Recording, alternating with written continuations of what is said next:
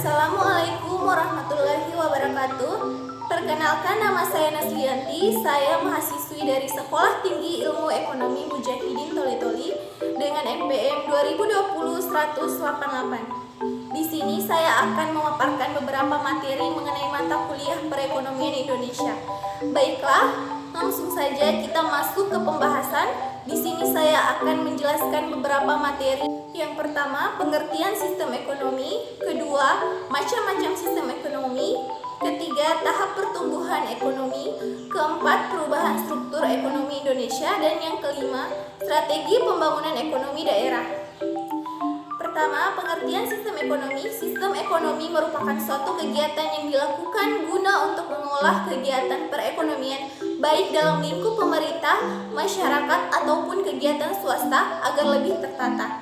Sistem ekonomi di mana cara untuk mengatur atau mengorganisasi seluruh aktivitas ekonomi, baik ekonomi rumah tangga, negara, atau pemerintah, maupun rumah tangga masyarakat atau swasta. Aktivitas ekonomi yang dimaksudkan di sini adalah kegiatan yang dilakukan oleh masyarakat yang meliputi kegiatan produksi, distribusi, dan konsumsi. Sistem ekonomi yang digunakan suatu negara berbeda-beda karena secara historis suatu negara mempunyai keadaan alam, lembaga ekonomi, lembaga politik, lembaga sosial, falsafah, dan ideologi yang berbeda-beda. Yang kedua, macam-macam sistem ekonomi. Pertama, sistem ekonomi tradisional. Jenis pertama dari sistem ekonomi adalah sistem ekonomi tradisional, di mana aktivitas ekonomi pada sistem ini berhubungan erat dengan tradisi dan kebudayaan.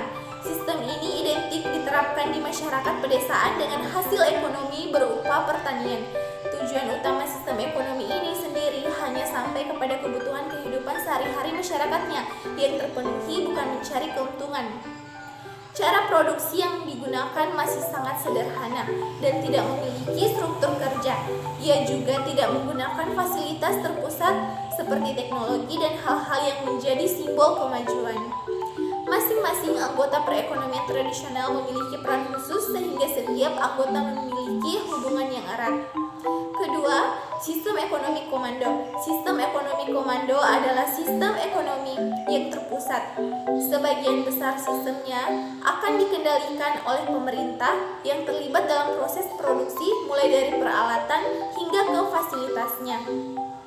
Ketiga, sistem ekonomi liberal, di mana sistem ekonomi liberal adalah suatu sistem di mana negara memberi kebebasan kepada setiap orang untuk mengadakan kegiatan ekonomi. Sistem ini berdasar pada teori yang dikemukakan oleh Adam Smith 1723 sampai dengan 1790 dalam bukunya yang berjudul The Wealth of Nations yang diterbitkannya pada tahun 1776 dengan ajaran pokoknya memberikan kebebasan perseorangan di setiap sektor ekonomi.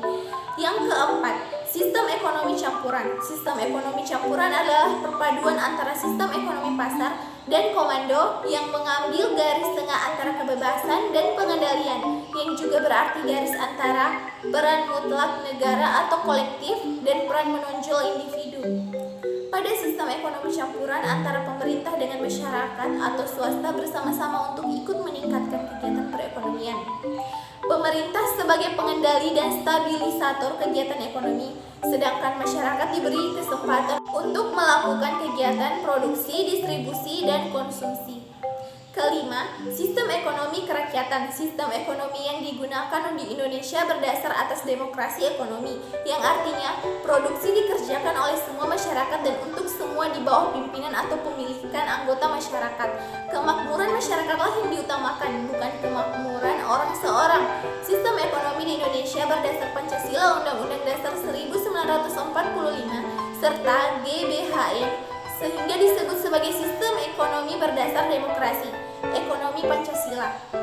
Ketiga, tahap-tahap pertumbuhan ekonomi. Tahap pertumbuhan ekonomi di Indonesia ada yang pertama A. Orde Lama 1945 sampai dengan 1966. Keadaan ekonomi dan keuangan pada masa Orde Lama amat buruk yang disebabkan oleh inflasi yang sangat tinggi dikarenakan beredarnya lebih dari satu mata uang secara tidak terkendali.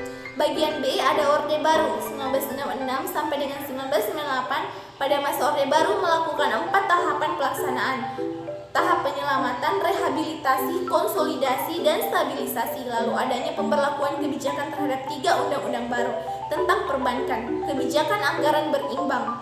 C. Masa reformasi 1998 sekarang. Kepemimpinan Susilo Bambang Yudhoyono Jilid 1 dilakukannya kebijakan pengurangan subsidi BBM, kebijakan BLT, PNPM Mandiri, dan Jamkesmas Indonesia, infrastruktur Submit MP3EI, strategi pembangunan ekonomi. Kedua, Jilid 2 di era Susilo Bambang Yudhoyono melakukan kebijakan BI Rate, kebijakan makroprudensial untuk pengelolaan likuiditas dan makroprudensial lalu lintas modal, kebijakan operasi moneter, kebijakan nilai tukar. Menurut Rostow, ada beberapa tahap pertumbuhan ekonomi, antara lain 1. Tahap masyarakat tradisional society. Menurut Rostow, masyarakat tradisional merupakan masyarakat yang fungsi produksinya masih terbatas. Hal tersebut ditandai dengan cara produksi yang masih primitif dan cara hidup masyarakat yang masih dipengaruhi oleh nilai-nilai tradisional atau disebut dengan adat istiadat. Kedua, tahap prasyarat lepas landas. Tahap ini merupakan tahap transisi di mana masyarakat mulai mempersiapkan diri agar mencapai pertumbuhan ekonomi dengan menggunakan kekuatan sendiri. Satu hal yang perlu diingat yaitu pertumbuhan ekonomi hanya akan tercapai apabila diikuti oleh perubahan-perubahan lain dalam masyarakat. Ketiga, ada tahap lepas landas, take off. Pada tahap ini, pertumbuhan ekonomi mulai terjadi. Sebuah pertumbuhan ekonomi harus terlihat dengan adanya suatu perubahan drastis dalam masyarakat. Contohnya adalah adanya resolusi politik, terciptanya kemajuan yang pesat dalam inovasi, serta terbukanya pasar-pasar baru. Tahap menuju kedewasaan yang keempat, drive to maturity. Tahap kedewasaan adalah tahap di mana masyarakat sudah secara efektif menggunakan berbagai teknologi modern pada hampir seluruh sektor kegiatan produksi. Yang kelima, tahap konsumsi tinggi. Tahap konsumsi tinggi merupakan tahap terakhir dari teori pertumbuhan ekonomi Waltui Rostow. Pada tahap ini, masyarakat telah berkembang secara mandiri. Selain itu, masyarakat juga mulai menekankan pada masalah-masalah yang berhubungan dengan konsumsi kesejahteraan, bukan lagi masalah produksi. Keempat, perubahan struktur ekonomi. Perubahan struktur ekonomi merupakan suatu gejala dalam ekonomi yang terjadi dalam perekonomian sebagai akibat pertumbuhan ekonomi atau meningkatnya kesejahteraan dalam masyarakat sehingga akan berpengaruh pada tingkat serta pola konsumsi masyarakat. Penelitian empiris yang dilakukan oleh Chenery dan Shurquin dalam akhir 2021 mengidentifikasi bahwa sejalan dengan peningkatan pendapatan masyarakat per kapita yang membawa perubahan dalam pola permintaan konsumen dari penekanan pada makanan dan barang-barang, kebutuhan pokok lain ke berbagai macam barang-barang, manufaktur dan jasa, akumulasi modal fisik dan manusia, sumber daya manusia, perkembangan kota-kota dan industri-industri di urban bersamaan dengan proses migrasi penduduk dari pedesaan ke perkotaan dan penurunan laju pertumbuhan penduduk. Struktur perekonomian suatu negara bergeser dari yang semula didominasi oleh sektor pertanian atau dan pertambangan menuju sektor-sektor non-primer, khususnya industri. Sektor ekonomi yang dominan atau andal dapat juga berarti sektor yang memberikan sumbangan terbesar terhadap produk nasional dengan laju pertumbuhan yang tinggi, yang menjadi ciri khas dari suatu perekonomian. Dikenal dua macam struktur ekonomi, yaitu satu, struktur agraris. Struktur agraris adalah struktur ekonomi yang didominasi oleh sektor pertanian. Sektor pertanian menjadi sumber mata pencaharian sebagian terbesar penduduknya. Yang kedua, industri, di mana struktur ekonomi didominasi oleh sektor industri. Sebagian terbesar produk domestik disumbangkan dan laju pertumbuhan ekonomi yang tinggal disumbangkan oleh sektor industri. Negara-negara Amerika Serikat, Jerman, Inggris, Perancis, Italia, Jepang, dan Kanada yang termasuk negara industri maju. Negara-negara Eropa dan negara-negara lainnya termasuk negara industri. Yang kelima, strategi pembangunan ekonomi daerah. Strategi pembangunan ekonomi suatu negara akan terpusat pada upaya pembentukan modal, serta bagaimana menanamkannya secara seimbang, menyebar, terarah, dan memusat sehingga dapat menimbulkan efek pertumbuhan ekonomi secara secara garis besar menggambarkan strategi pembangunan ekonomi daerah dapat dikelompokkan menjadi 4, yaitu 1. Strategi pengembangan fisik. Strategi pembangunan fisik ini adalah untuk menciptakan identitas masyarakat dan memperbaiki daya tarik pusat kota dalam upaya memperbaiki dunia usaha daerah. Yang kedua ada strategi pengembangan dunia usaha. Strategi pengembangan dunia usaha merupakan komponen penting dalam pembangunan ekonomi daerah karena daya tarik kreativitas atau daya tahan kegiatan ekonomi dunia usaha merupakan cara terbaik untuk menciptakan perekonomian daerah yang sehat. Yang ketiga ada strategi pengembangan sumber daya manusia. Strategi pengembangan sumber daya manusia merupakan aspek yang paling penting dalam proses pembangunan ekonomi.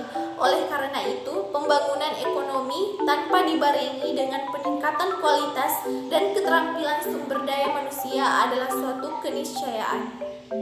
Keempat ada strategi pengembangan masyarakat. Strategi pengembangan masyarakat ini merupakan kegiatan yang ditujukan untuk memberdayakan suatu kelompok masyarakat tertentu pada suatu daerah.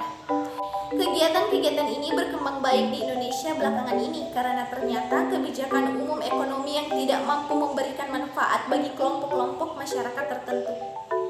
Baiklah, itulah tadi video pembahasan mengenai sistem perekonomian Indonesia dari saya. Semoga materi tersebut dapat bermanfaat bagi kita semua. Apabila masih banyak kekurangan dalam saya bertutur kata, mohon dimaafkan karena saya hanya manusia biasa. Sekian dan terima kasih. Assalamualaikum warahmatullahi wabarakatuh.